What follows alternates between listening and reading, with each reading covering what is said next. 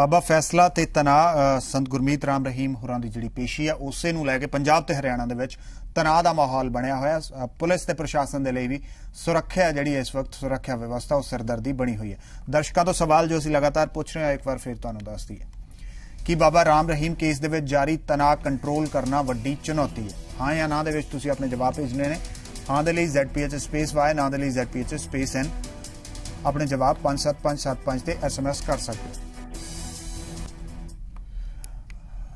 सीधा खास मेहमान जिहड़े साडे बने हुए ने उधर दा रुख करांगे। एडवोकेट महिंदर सिंह साडे बने हुए ने। एडवोकेट साहब, इस वक्त हालांकि कोई भी अंदाजे लगाना ठीक नहीं है, पर फिर भी इस केस नूं देखते हुए जे अदालती कार्रवाई की गल की जाए, जिस तरह कहा जा रहा है कि अदालती कार्रवाई पंचकूला तो सिरसा शिफ्ट की जा सकती है, कि इस तरह पॉसिबल है कि सिरसा शिफ्ट की जा सके अदालती कार्रवाई?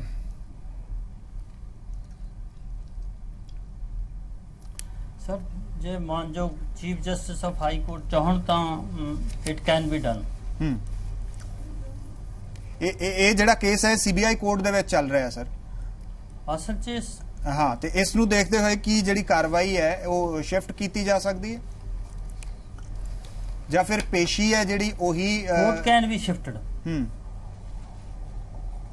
हालांकि अदालत दे वल्लों बार-बार कहा गया है, क्योंकि पिछली पेशी दे वेले भी जदों गुरमीत राम रहीम होरी पेश नहीं होए सी तां अदालत ने थोड़ा सख्त रुख अख्तियार करते हुए कहा सी कि वो हुण निजी तौर ते पेश होण। कि ये पॉसिबल है कि हुण जिहड़ा हैगा उन्हां दी पेशी सिरसा तो करवाई जा सके? सर जिवें बहुत सारी कैंप कोर्ट्स लगदे ने तां high court can issue order to shift the court temporarily. ठीक है, ठीक है। HS बैं साहब, इस केस दे विच जिवें तुहाडी रिपोर्ट च दस्सिया गया सीगा। हाँ हाँ जी एडवोकेट साहब कंटिन्यू। एक गुमनाम चिट्ठी हाई कोर्ट च आई सी कि गुमनाम चिट्ठी। हाँ हाँ हाई कोर्ट ने ਉਹਦੀ कॉग्निजेंस जुडिशियल साइड ਤੇ ਲੈ ਕੇ डिस्ट्रिक्ट एंड सैशन जज ਨੂੰ ਰਿਪੋਰਟ ਦੇਣ ਲਈ ਕਿਹਾ ਸੀ।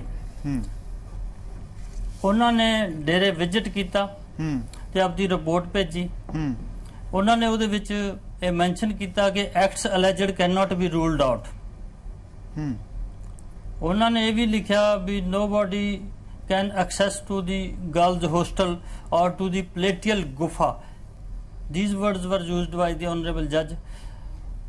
उस तो बाद हाई कोर्ट ने ये मैटर जिहड़ा इहदी सेंसिटिविटी नूं देखदे होए CBI नूं इंटरस्ट करता। शुरू दे विच साध्वी witness were hesitating to make a statement. ये इन्वेस्टिगेशन CBI दे अधिकारी सीगे DSP सतीश डागर, उन्होंने इन्वेस्टिगेट किया है। ਇਹਦੇ ਵਿੱਚ ਜਦੋਂ CBI ने चलान पेश किया 28 witness were there in the charge report. ठीक है, ਜਿਹਦੇ ਵਿੱਚੋਂ एविडेंस ਦੇ ਵਿੱਚ 2 sadhvi girls substantiated the allegations of rape and the credibility of the witness cannot be shaken by the counsel of the defending डेरा। सारा एविडेंस मैं क्योंकि देखा नहीं, दूजा ये ट्रायल कोर्ट दी डोमेन है टू एवैल्यूएट दी एविडेंस की हो सकता की नहीं हो सकता, ये बारे हुणे कुछ नहीं कहा जा सकता। लेकिन मैटर इज वेरी सीरियस। दूसरी गल ये है भी लीगली 376 ਇਹਦੇ ਵਿੱਚ ਜਿਹੜੀ ਹੈਗੀ ਪਨਿਸ਼ਮੈਂਟ ਉਹ at least less than 7 year ਤੋਂ ਲੈ ਕੇ ਅਬਵ ਲਾਈਫ ਹੋ ਸਕਦੀ ਹੈ। हाँ, पर इस मामले ਦੇ ਵਿੱਚ ਅਜੇ ਇਹ ਕਹਿਣਾ ਕੋਈ ਵੀ ਜਲਦ। दूसरा ऑफेंस है 506। ठीक है, ठीक है, बिल्कुल बिल्कुल। ये ट्रायल कोर्ट ने एवेल्यूएशन करनी है considering the defence evidence. Defence evidence की है, I have not seen that. ठीक है, ठीक है बैन साहब, क्योंकि पर मैं दसना चाहना कि मैं डेरे नाल जुड़िया रहा। ठीक है, 81 तो लैके 2007 तक मैं डेरे नाल बकायदा रेगुलर जुड़िया रहा। ठीक है, ते मैं डेरे दा सिविल मैटर भी देखता रहा ते डेरा चंगे काम भी बहुत कर रहा है। बहुत सारे घरां 'ਚ सुख शांति भी बसी है, शराब छड़ाती, होर बहुत अच्छे भी काम किए ने। ठीक है, पर कोर्ट ये कंसीडर करती है भी जो कोई यह जी गल भी हुई है तो कोर्ट ने वो भी सीरीयसली लैंदी है कोर्ट। ते दूजा जिहड़ा साध संगत की गल है जिथों तक वो उन्हां दी आस्था अपने थां है, but they are not made aware of all facts. अपने डॉक्टर साहब जिवें दस रहे थी, संगत की आस्था बहुत ज़्यादा है, पर बीइंग रिलीजियस डेरा मेरे हिसाब नाल ये जुडिशियल प्रोसैस इंटरफीयरेंस इदां नहीं करना चाहिए। जे संगत उत्थे आ गई है उन्होंने प्यार नाल they should be made agree to go back to their home. जदों भी कोई डेरे प्रॉब्लम लैके जांदा संतां कोले तद उत्थे संतां वालों यही कहंदा बेटा सिमरन करो। ठीक है, हुण साध संगत नूं भी मेरे वालों अपील है भी घरे बह के सिमरन कर ते ये मंग करन इंसाफ होवे। चाहे वो विक्टिम ठीक ने चाहे अक्यूज ठीक ने, इंसाफ होवे। इसलिए घरे बह के सिमरन करन, नाले खुद हरास हो रहे ने ते नाले अपना पब्लिक हरास हो रही है। ते पंजाब पहली आर्थिक तौर पर डाउन है। एक कंपनियां दा जेडे लॉ एंड ऑर्डर नूं बनाउण लई इन्नियां कंपनियां दा खर्चा पैगा खाम खादा पै रहा है। इस करके बीइंग रिलीजियस रादर रिलीजियस नहीं, डेरा सच्चा सौदा ते एक स्पिरिचुअल संस्था सीगी। पहले संत सतनाम जी वेले हिंदू सिख मुसलमान सारे डेरे ते जांदे सीगे, उन्हां दी शिक्षा जिहड़ी सीगी वो सब नूं बड़ी प्यारी लगदी सी, रहनी बहनी बहुत ठीक सी। पर हुण थोड़ा जिहा डेरे दा ट्रेंड चेंज हो गया। इस करके ये सारियां गल्लां जिहड़ियां हो रहीआं ने ते मेरे वल्लों तां यही कहना साध संगत नूं भी घरे बह के वो अपना सिमरन करन ते कोई इदां दी प्रॉब्लम पब्लिक लई ना क्रिएट करन। ठीक है, ठीक है, ठीक है। बैस साहब, क्योंकि तुसी पिछले लंबे समय दौरान तजर्बा लंबा है तुहाडा भी, पिछले लंबे समय तुसी भी ये सारे केसेस ने जिहड़े देखे होणगे। इस मामले दे विच जिहड़ियां अदालती कार्रवाईयां ने वो बड़ी एक तो स्लो स्पीड ते अगे वधियां ने, और दूजी गल ये भी है कि जिन्ने भी हुण तक इल्जाम लगाए ने उन्हां दे विच की कोई दम दिखाई दिंदा जिन्ने भी डेरे दे खिलाफ इल्जाम लगे ने?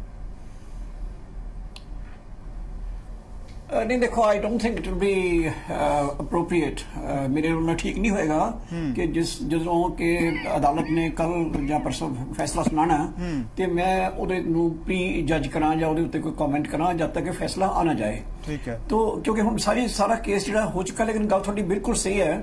ਇੱਥੇ ਇੱਕ ਇਸ਼ੂ ਹੋਰ ਜਿਹੜਾ ਹੈਗਾ ਉਹ ਪਤਾ ਨਹੀਂ ਕੋਇਨਸੀਡੈਂਸ ਹੈ ਜਾਂ ਕਿਉਂ ਇਸ ਤਰ੍ਹਾਂ ਕਿ ਦੇਖੋ ਪਿਛਲੇ ਕੁਝ ਚਿਰ ਤੋਂ ਜਿਹੜੇ ਕੇਸਿਸ ਇਦਾਂ ਦੇ ਬੜੇ ਉੱਭਰ ਕੇ ਸਾਹਮਣੇ ਆ ਰਹੇ ਨੇ। ਥੋੜੀ ਦੇਰ ਪਹਿਲਾਂ ਜ਼ੀਰਕਪੁਰ ਦੇ ਵਿੱਚ ਇੱਕ ਮੁਸਲਿਮ ਵਿਚਾਰੀ ਗਰੀਬ ਔਰਤ ਦੇ ਨਾਲ ਇਸ ਤਰ੍ਹਾਂ ਦਾ ਧੱਕਾ ਹੋਇਆ, ਔਰ ਉਸ ਤੋਂ ਪਹਿਲਾਂ ਜਿਹੜਾ ਹੈਗਾ ਆਪਣਾ ਵਰਨਿਕਾ ਕਾਂਡ ਹੈ, ਫਿਰ ਕਾਤੀਆ ਦਾ ਫਿਰ ਦੁਬਾਰਾ ਸ਼ੁਰੂ ਹੋ ਗਿਆ।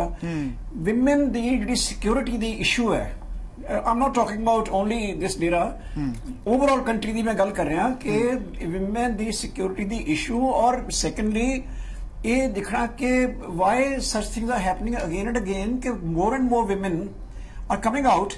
ਕਈ ਕੇਸਿਸ ਇਦਾਂ ਦੇ ਨੇ ਜਿਹਨਾਂ 'ਚ ਆਪਾਂ ਸਾਬਤ ਹੀ ਨਹੀਂ ਕਰ ਸਕਦੇ ਕਿ ਇਸ ਲੇਡੀ ਦਾ ਵਿਚਾਰੀ ਦਾ ਕੀ ਹੋ ਸਕਦਾ ਇੰਟਰਸਟ ਝੂਠਾ ਇਲਜ਼ਾਮ ਲਾਉਣ ਦੇ ਵਿੱਚ। ਮੈਂ ਇਸ ਦੀ ਗੱਲ ਨਹੀਂ ਕਰ ਰਿਹਾ, ਮੈਂ ਬਹੁਤ ਅਲੱਗ-ਅਲੱਗ ਕੇਸਿਸ ਦੀ ਗੱਲ ਕਰ ਰਿਹਾ, ਇਹਦੇ ਵਿੱਚ ਵੀ ਕਰ ਰਿਹਾ, ਲੇਕਿਨ ਸਾਰੀਆਂ ਕੇਸਿਸ ਦੀ ਗੱਲ ਕਰ। ਫॉर एग्जांपल ਕਾਤੀਆ ਇੰਡੀਅਨ ਹੀ ਨਹੀਂ ਹੈ, ਨਾ ਉਹ ਕਾਂਗਰਸ ਦੀ ਹੈ, ਨਾ ਉਹ ਬੀਜੇਪੀ ਦੀ ਹੈ, ਨਾ ਉਹ ਭਾਰਤੀ ਨਹੀਂ ਹੈ। ਸੋ ਜੇ ਉਹਨੇ ਐਲੀਗੇਸ਼ਨ ਲਗਾਇਆ ਤੇ ਉਹਦਾ ਕੋਈ ਇੰਟਰਸਟ ਹੋ ਹੀ ਨਹੀਂ ਸਕਦਾ।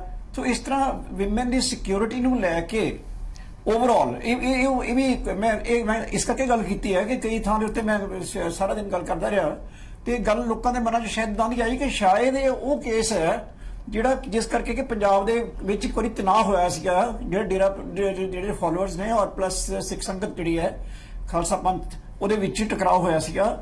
ये जिहड़ा हुण फैसला आ रहा है ये नीड्स टू बी क्लैरिफाइड कि उस केस बारे नहीं है। This is a different case जिहदे कि एक लड़की ने जिहड़े उहदा जिस्मानी शोषण का जो केस है ये वो केस है। सो एक तो ये नहीं समझ आ रही कि ये केस एक पर्सनल केस हो गया ना, मतलब कोई कम्युनिटी नाल संबंधित केस नहीं है, कोई पोलिटिकल केस नहीं है, एक पर्सनल केस है, एक इंडिविजुअल का केस है, इंडिविजुअल के खिलाफ केस है। तो उहदे विच इन्नी पब्लिक मोबिलाइजेशन करनी स्पैशली वैन वी नो कि खतरा हो सकता है। और बिल्कुल सही कहा एडवोकेट साहब ने कि इस वेले पंजाब नूं भी हरियाणे नूं भी और साडे प्राइम मिनिस्टर साहब खुद कह रहे हैं बार बार कि जब तक अमन नहीं होएगा ਅਮਨ ਨੂੰ ਅਸੀਂ ਕੱਲਾ ਅਮਨ ਰੱਖਣਾ ਨਹੀਂ, ਬਲਕਿ ਅਮਨ ਨੂੰ ਖਤਰਾ ਵੀ ਨਹੀਂ ਪੈਦਾ ਹੋਣ ਦੇਣਾ। ਬਿਕੋਜ਼ ਜੇ ਖਤਰਾ ਪੈਦਾ ਹੋ ਗਿਆ ਤੇ ਐਕਸਪੈਂਸਿਸ ਤਾਂ ਉਹਨੇ ਹੋ ਗਏ, ਫਿਰ ਕੰਪਨੀਆਂ ਲੱਗ ਗਈਆਂ, ਸਾਰਾ ਕੁਝ ਹੋ ਗਿਆ। ਤੇ ਚਲੋ ਪ੍ਰਮਾਤਮਾ ਦੀ ਕਿਰਪਾ ਨਾਲ ਵਾਇਲੈਂਸ ਨਾ ਹੋਵੇ, ਲੇਕਿਨ ਫਿਰ ਵੀ ਜਿਹੜਾ ਲੋਡ ਬੋਝ ਪੈ ਗਿਆ ਸਟੇਟ ਦੇ ਉੱਤੇ, ਉਹ ਤਾਂ ਪੈ ਗਿਆ ਨਾ। ਤੇ ਪੰਜਾਬ ਨੇ ਤਾਂ ਆਲਰੇਡੀ 20 ਸਾਲ ਇਦਾਂ ਦਾ ਬੋਝ ਸਿਆ ਹੈਗਾ।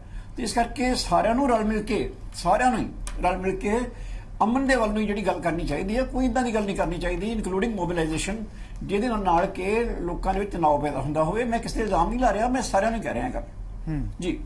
ਠੀਕ ਹੈ ਲਾਲੀ ਜੀ, ਪੰਜਾਬ ਸਰਕਾਰ ਦੇ ਵੱਲੋਂ ਜਿੰਨੀਆਂ ਵੀ ਤਿਆਰੀਆਂ ਹੁਣ ਤੱਕ ਕੀਤੀਆਂ ਗਈਆਂ ਨੇ, ਕੀ ਤੁਹਾਨੂੰ ਲੱਗਦਾ ਵੀ ਉਹ ਸਾਰੀਆਂ ਬਿਲਕੁਲ ਠੀਕ ਨੇ? ਤਰਲੋਚਨ ਸਿੰਘ ਲਾਲੀ, ਮੈਂ ਤੁਹਾਡੇ ਤੋਂ ਪੁੱਛ ਰਿਹਾ ਵੀ ਪੰਜਾਬ ਸਰਕਾਰ ਦੇ ਵੱਲੋਂ ਜਿੰਨੀਆਂ ਵੀ ਤਿਆਰੀਆਂ ਨੇ, ਕੀ ਤੁਹਾਨੂੰ ਲੱਗ ਰਿਹਾ ਵੀ ਉਹ ਤਿਆਰੀਆਂ ਮੁਕੰਮਲ ਨੇ ਬਿਲਕੁਲ? ਔਰ ਡੇਰੇ ਨੂੰ ਲੈ ਕੇ ਜਿਹੜਾ ਤਣਾਅ, ਥੋੜਾ ਪੈਨਿਕ ਹੈ ਜਿਹੜਾ ਪੂਰੇ ਪੰਜਾਬ ਦੇ ਵਿੱਚ, ਖਾਸ ਕਰਕੇ ਮਾਲਵਾ ਦੇ ਵਿੱਚ ਦੇਖਿਆ ਜਾ ਰਿਹਾ, ਉਹਨੂੰ ਕੰਟਰੋਲ ਕੀਤਾ ਜਾ ਸਕਦਾ ਉਸ ਤੋਂ ਬਾਅਦ?